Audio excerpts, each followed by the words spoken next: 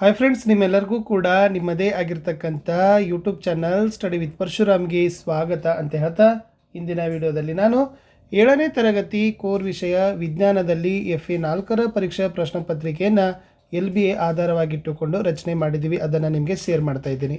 So ನಮ್ಮ ಬಳಿ LBA ಆಗಿರ್ಬೋದು, FA ಆಗಿರ್ಬೋದು ಮತ್ತು SA 2 ಕ್ವಶನ್ ಪೇಪರ್ಗಳು ಅವೈಲೇಬಲ್ ಆಗ್ತವೆ.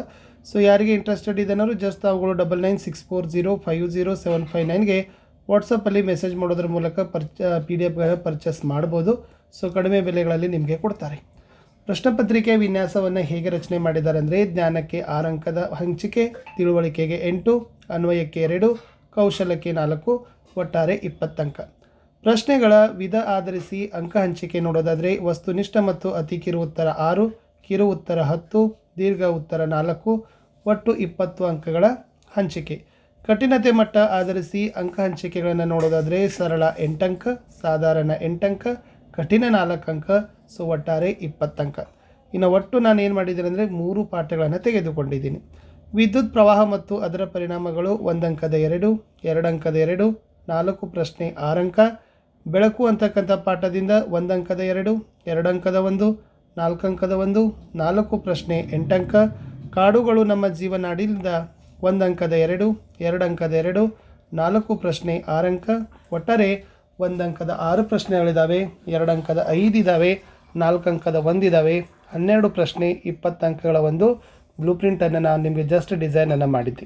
ಓಕೆ, ಇದು ಪ್ರಶ್ನೆ ಪತ್ರಿಕೆ ಪುಟ ಇತ್ತು. ಸೊ ಡೈರೆಕ್ಟಾಗಿ ನಾನು ಕೀ ಉತ್ತರ ಪುಟಕ್ಕೆ ತರ್ತೀನಿ. ಎಸ್, 4ನೇ ರೂಪನಾತ್ಮಕ ಮೌಲ್ಯಮಾಪನ FA 4 ಜನವರಿ 2026 LBA ಆಧಾರವಾಗಿಟ್ಟುಕೊಂಡು ರಚಿಸಿರುವ ಪ್ರಶ್ನೆ ಪತ್ರಿಕೆಯ ಮಾದರಿ ಉತ್ತರಗಳು.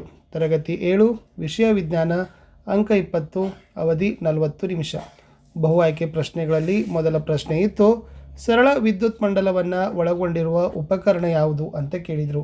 A torch, B transistor, C transmitter, D Doordarshan. Option A torch ಅನ್ನೋದು ರೈಟ್ ಆನ್ಸರ್ ಬರ್ತದೆ.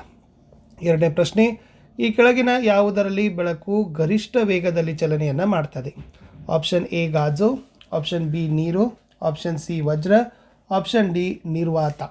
ಸೊ ಗಾಜು ಗರಿಷ್ಠ ವೇಗದಲ್ಲಿ ಚಲಿಸ್ತಕ್ಕಂಥ ಮಾಧ್ಯಮ ಯಾವುದಪ್ಪ ಅಂದರೆ, ಬೆಳಕು ಗರಿಷ್ಠ ವೇಗದಲ್ಲಿ ಚಲಿಸೋ ಮಾಧ್ಯಮ ಅದು ಬಂದುಬಿಟ್ಟು ನಿರ್ವಾತ ಇಸ್ ದ ರೈಟ್ ಆನ್ಸರ್. ಬಿಟ್ಟ ಸ್ಥಳವನ್ನು ತುಂಬಬೇಕು. 2 ಪ್ರಶ್ನೆ, ಪ್ರತಿ ಸರಿಯಾದ ಉತ್ತರಕ್ಕೆ 1 ಅಂಕ. ಪ್ರಶ್ನೆ 3, ಸಮಯವನ್ನು ಅಳೆಯುವ SI ಏಕಮಾನ ಯಾವುದು ಅಂತ ಕೇಳಿದ್ದಾರೆ. ಸೊ ಸಮಯವನ್ನು ಅಳಿತಕ್ಕಂಥ SI ಏಕಮಾನ ಬಂದುಬಿಟ್ಟು second is the right answer. 4, ಕಾಡುಗಳು ಡ್ಯಾಶ್ ಶ್ವಾಸಕ್ರಿಯೆಗೆ ಅಗತ್ಯವಿರುವ ಆಮ್ಲಜನಕವನ್ನು ನೀಡುತ್ತದೆ. ಸೊ ಕಾಡುಗಳಲ್ಲಿನ ಸಸ್ಯಗಳು ಏನು ಮಾಡ್ತಾವಪ್ಪ ಅಂದರೆ, ಮನುಷ್ಯನ ಶ್ವಾಸಕ್ರಿಯೆಗೆ ಅವಶ್ಯಕವಾಗಿರ್ತಕ್ಕಂಥ ಆಮ್ಲಜನಕವನ್ನು, ಪ್ರಾಣವಾಯುವನ್ನು ನೀಡ್ತಕ್ಕಂಥ ಕೆಲಸವನ್ನು ಮಾಡ್ತದೆ ಅಂತ ಬರೆದ್ರೆ ಸಾಕು. ಇನ್ನು 1 ಅಂಕದಲ್ಲಿ ಪ್ರಶ್ನೆಗಳಿದ್ದಾವೆ. ಸೊ ಇವುಗಳನ್ನು ಟೋಟಲ್ 2 ಇದ್ದಾವೆ. ಪ್ರಶ್ನೆ 5 ಇತ್ತು, ಬೆಳಕಿನ ಮೂಲ ಎಂದರೇನು? ಸೊ ಬೆಳಕಿನ ಮೂಲ ಯಾವುದು ಅಂತ ಕೇಳಿದ್ದಾರೆ. ಸೊ ಬೆಳಕಿನ ಸ್ವಾಭಾವಿಕ ಮೂಲನೂ ಕೂಡ ಗೊತ್ತಿದೆ, ಸೂರ್ಯ ಇಸ್ ದ ರೈಟ್ ಆನ್ಸರ್. ಇನ್ನು ಕಾಡಿನಲ್ಲಿ ಶಿಲೀಂಧ್ರಗಳ ಮುಖ್ಯ ಪಾತ್ರವೇನು ಅಂತ ಕೇಳಿದರು. ಸೊ ಏನು ಮಾಡ್ತಾವಪ್ಪ ಅಂದರೆ, ಕಾಡಿನಲ್ಲಿರ್ತಕ್ಕಂಥ ಸತ್ತ ಅವಶೇಷಗಳನ್ನು ಕೊಳೆಯಿಸಿ ಪುನರ್ಚಕ್ರೀಕರಣವನ್ನು ಮಾಡಲಿಕ್ಕೆ ಶಿಲೀಂಧ್ರಗಳು ಏನಾಗ್ತಾವಪ್ಪ ಅಂದರೆ ಸಹಾಯವನ್ನು ಮಾಡ್ತಾವೆ. ಇನ್ನು 2 ಅಂಕದ ಪ್ರಶ್ನೆಗಳು 5 ಇದ್ದಾವೆ. ಪ್ರಶ್ನೆ 7, ವಿದ್ಯುತ್ ಫ್ಯೂಸನ್ನು ಎಲ್ಲಿ ಬಳಸ್ತಾರೆ ಅಂತ ಕೇಳಿದ್ದಾರೆ. ಎಸ್, ಮನೆ, ವಿದ್ಯುತ್ ಮಂಡಲದಲ್ಲಿ ಅಥವಾ ಉಪಕರಣಗಳಲ್ಲಿ ಹೆಚ್ಚುವರಿ ಪ್ರವಾಹದಿಂದ ರಕ್ಷಣೆ ಮಾಡಲಿಕ್ಕೆ ಈ ಫ್ಯೂಸ್ಗಳನ್ನು ಬಳಸ್ತಾರೆ. 8ನೇ ಪ್ರಶ್ನೆ, ಪ್ಲಾಸ್ಟಿಕ್ ಹೊದಿಕೆಯನ್ನು ವಿದ್ಯುತ್ ತಂತಿಗಳಲ್ಲಿ ಬಳಸುವರು ಏಕೆ ಅಂತ ಕೇಳಿದರು. ಸೊ ಮುಖ್ಯವಾಗಿ ಪ್ಲಾಸ್ಟಿಕ್ ಅಂತಕ್ಕಂಥದ್ದು ಒಂದು ಅರೆವಾಹಕ. ಓಕೆನಾ, ಈ ವಿದ್ಯುತ್ ಶಾಖವನ್ನು ತಪ್ಪಿಸಲಿಕ್ಕೆ ಸೊ ಪ್ಲಾಸ್ಟಿಕ್ ಹೊದಿಕೆಯನ್ನು ಏನು ಮಾಡ್ತಾರಪ್ಪ ಅಂದರೆ ವಿದ್ಯುತ್ನ ತಂತಿಗಳ ಮೇಲೆ ಅಳವಡಿಕೆಯನ್ನು ಮಾಡ್ತಾರೆ. 9ನೇ ಪ್ರಶ್ನೆ, ಕನ್ನಡಿಯ ಉಪಯೋಗವೇನು? ಸೊ ಮುಖ್ಯವಾಗಿ ಕನ್ನಡಿಯನ್ನು ನಾವೇನು ಮಾಡ್ತೀವಪ್ಪ ಅಂದ್ರೆ ಪ್ರತಿದಿನದ ಜೀವನದಲ್ಲಿ ನಮ್ಮ ಮುಖವನ್ನು ನೋಡಲಿಕ್ಕೆ, 2ನೇದು ಶೃಂಗಾರವನ್ನು ಮಾಡಿಕೊಳ್ಳಲಿಕ್ಕೆ, 3rd ಒನ್ ವಾಹನದ ಹಿನ್ನೋಟ ದರ್ಪಣವಾಗಿ ಕೂಡ ಏನು ಮಾಡ್ತಾರಪ್ಪ ಅಂತಂದರೆ ಕನ್ನಡಿಗಳನ್ನು ಉಪಯೋಗ ಮಾಡ್ತಾರೆ ಅಂತಕ್ಕಂಥ ಪಾಯಿಂಟ್ಸನ್ನು ನೀವು ಹಾಕಿ ಬರಿಬೇಕು. ಇನ್ನು 10ನೇ ಪ್ರಶ್ನೆ, ಹಸಿರು ಸಸ್ಯಗಳು ಆಹಾರವನ್ನು ಹೇಗೆ ತಯಾರಿಸ್ತವೆ ಅಂತ ಕೇಳಿದ್ದಾರೆ. ಮುಖ್ಯವಾಗಿ ಸೂರ್ಯನ ಬೆಳಕು, ನೀರು, ಕಾರ್ಬನ್ ಡೈಆಕ್ಸೈಡ್ ಬಳಸಿಕೊಂಡು ಆಹಾರ ತಯಾರಿಕೆ ಕೆಲಸವನ್ನು ಅದು ಮಾಡ್ತದೆ. ಇನ್ನು ಆಹಾರ ಸರಪಳಿಯ 2 ಉದಾಹರಣೆಗಳನ್ನು ಬರೀರಿ ಅಂತ ಕೇಳಿದ್ದಾರೆ. ಇಲ್ಲಿ ಹುಲ್ಲು ಆಗ್ತದೆ, ಹುಲ್ಲು ಆದ ನಂತರ ಹಸು ಬರ್ತದೆ, ಹಸು ಆದ ನಂತರ ಸಿಂಹ ಬರ್ತದೆ, ಇದು ಒಂದು ಆಹಾರ ಸರಪಳಿ. ನೆಕ್ಸ್ಟ್ ಸಸ್ಯದ ಹುಳು, ಹುಳು ಆದ ನಂತರ ಹಕ್ಕಿ, ಅದು ಕೂಡ ಒಂದು ಆಹಾರದ ಸರಪಳಿ. ಇನ್ನು 4 ಮಾರ್ಕರ್ ಕ್ವಶನ್ ಇತ್ತು. ಬೆಳಕಿನ ಪ್ರತಿಫಲನವನ್ನು ನಿರೂಪಿಸಿರಿ ಮತ್ತು ಚಿತ್ರದ ಸಹಾಯದಿಂದ ವಿವರಿಸಿರಿ ಅಂತ ನಿಮಗೆ ಪ್ರಶ್ನೆ ಕೊಟ್ಟಿದ್ದರು. ಬೆಳಕು ಒಂದು ವಸ್ತುವಿನ ಮೇಲೆ ಬಿದ್ದಾಗ ಅದು ವಾಪಸ್ ಅದೇ ಸಮತಲದಲ್ಲಿ ಹಿಂತಿರುಗುತ್ತದೆ. ಇದನ್ನೇ ಪ್ರತಿಫಲನ ಅಂತ ಕರೆಯೋದು. ಅಂದ್ರೆ ಸಮತಲ ದರ್ಪಣದಲ್ಲಿ ಕಿರಣ ಬಿದ್ದು ತಿರುಗುವ ರೇಖೆಯನ್ನೇ ಪ್ರತಿಫಲನ ರೇಖೆ ಅಂತ ಕರೀತಾರೆ.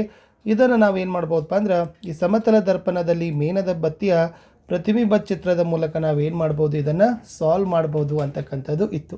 ಈ ತನ್ನಾಗಿರ್ತಕ್ಕಂಥ ಚಿತ್ರವನ್ನು ಒಂದು ಕನ್ನಡಿ, ಅದರ ಮುಂದೆ ಏನು ಮಾಡಬೇಕು, ಎರಡೋ ಉರಿತಕ್ಕಂಥ ಮೇಣದ ಬತ್ತಿಯನ್ನು ಹಚ್ಚಿದಾಗ ಅದರ ಈ ಪ್ರತಿಬಿಂಬ ಏನಾಗ್ತದಪ್ಪ ಅಂದ್ರೆ ಆ ಸಮತಲ ದರ್ಪಣದಲ್ಲಿ ಬರ್ತದೆ. ಸೊ ಇದನ್ನು ನೀವೇನು ಮಾಡಬೇಕಾಗಿತ್ತು, ತೋರಿಸ್ಬೇಕಿತ್ತು. ಇಷ್ಟಿತ್ತು ಈ ವಿಡಿಯೋದಲ್ಲಿ ಅಂತ ಹೇಳ್ತಾ ವಿಡಿಯೋನ ವಾಚ್ ಮಾಡಿದ್ದಕ್ಕೆ ಧನ್ಯವಾದಗಳು. ನಾನು ಸಿಗ್ತೀನಿ ಮತ್ತೆ ಮುಂದಿನ ವಿಡಿಯೋದಲ್ಲಿ.